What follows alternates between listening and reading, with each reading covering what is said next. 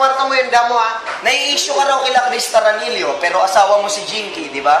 Totoo ba yung issue nyo ni Krista Ranillo? Ay, siyempre, pag may pera ka, pag pagod ka sa boxing, kailangan mo rin minsan ng Jesus eh.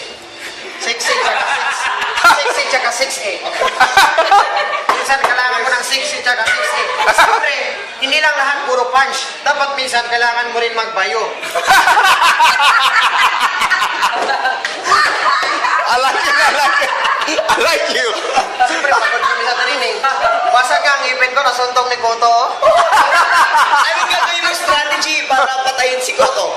Siyempre, gidaya nila ako dati. Dayakin ko din sa lapagan, pipa. Anong gagamitin mong paraan para patayin si Koto? Teka, para patayin si Koto, siyempre suyod.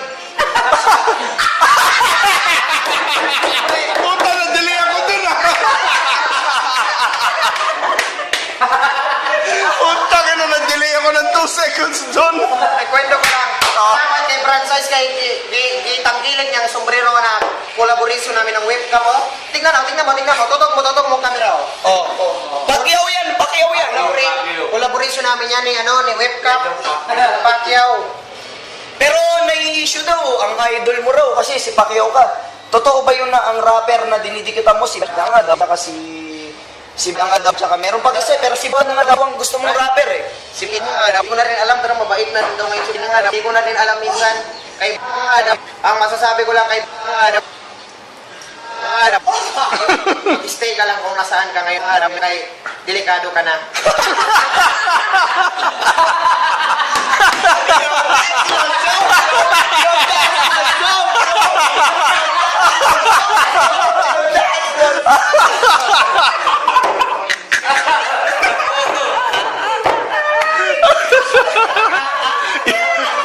Bakit idol talaga kita?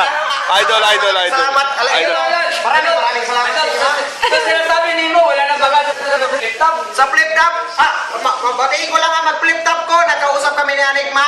Maglaban kami niya ni Baada. Kung araw, andayin mo mag-flip top ko. Hindi na ako mag-punch. Magbigay na ako sa'yo ng punchline.